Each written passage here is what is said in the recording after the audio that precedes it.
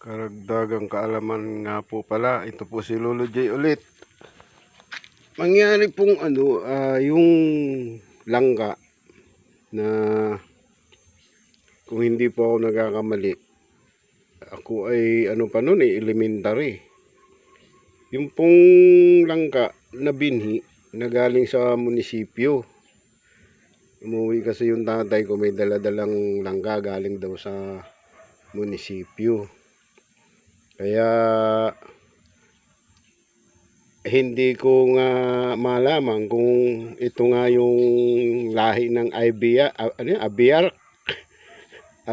na po yung lahi ng langka.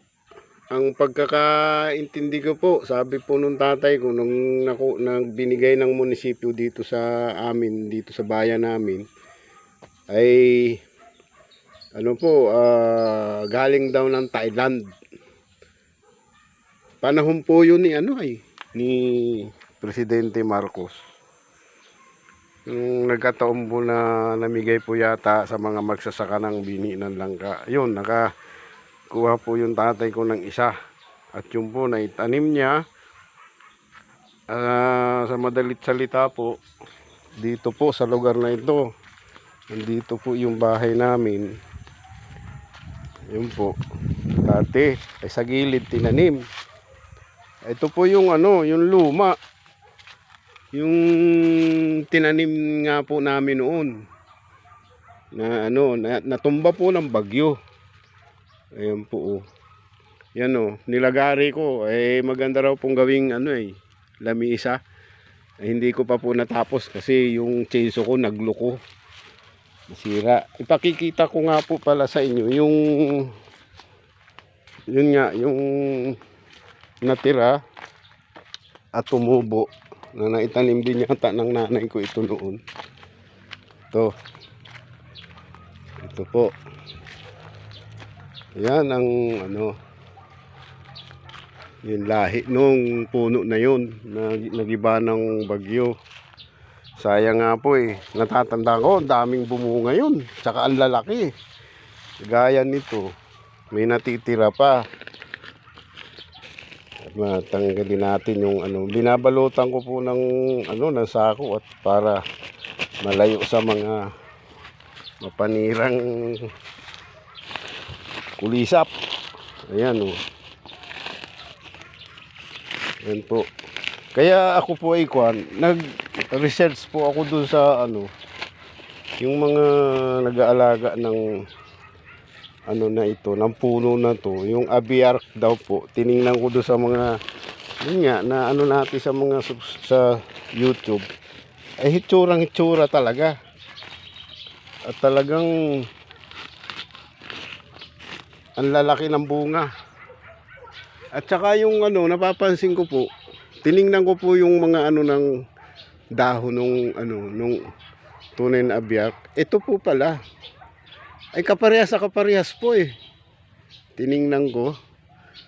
Sabi ko, ito nga siguro yung na lahi ng langka na Abiark.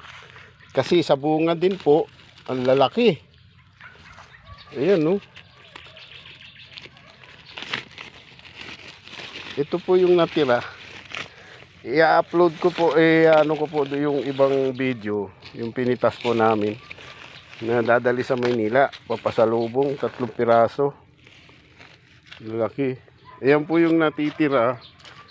Yung po nga pala dito ko kinuha yung 3 piraso, ilang piraso na langka. Ayan po. Ayun, may isa pa doon sa taas. Na isa natitira. Ayan isa. Kaya ito po aking itatanim yung nauna po na na hinog, yung hinog na bini ako noon. Yun na nga po yung buto. Yun nga po pala yung buto na tinanim ko, ginawa akong binhi. Ayan ito na siya. Bali ito po ikuan. Magdadalawang buwan na siya. Kaya yan itatanim natin. Sayang para sa sunod yung mga apo-apo natin ay may makuha pa rin na ano. Tsaka ano po ang lalaki ng kalong, yung ano, yung laman, ang lalaki ng ano ng kalong niya, yung laman sa loob, tapos ang tamis. Oo, kaya sabi ko nga malamang ito nga yung ano ng IBR na langka. Ayun po, na binigay sa amin noon na galing sa munisipyo, nakuha nung tatay ko. Ayun nga po, tinanim doon sa lugar na yun. Ayun nga po, ang daming bumunga, ang lalaki. Ay baliwala, hindi namin alam. Ayun pala yung talagang napakagandang breed. At saka halimbawa kung magugulay po kayo ng bunga niya, napakalambot, ang sarap. Napakalambot ng laman. Hindi kagaya ng ibang langka na pag ginulay mo parang magaspang siya. Pero ito talagang pagka ginulay mo siya, yung gulay talaga ay napakalambot, napakasarap ng gulay. Ito po, tingnan nyo ang laki. Laki niya, no? Kaya yun po, tama yung ano ko, yung hinala ko na talagang ito yung lahi ng abiar na jackfruit. Yun po, ito po si Lolo J. Sana po mga idols, suportahan nyo naman si Lolo J. Subscribe at share na rin para pindutin nyo na lang yung notification bell para updated na rin kayo sa mga i-upload ko pang mga video. Maraming salamat mga idol. Ito po ang inyong kasenyor, si Lolo J, na laging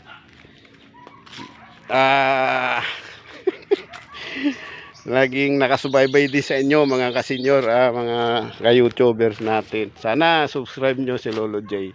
Maraming salamat. Maraming salamat po sa inyong lahat. Peace.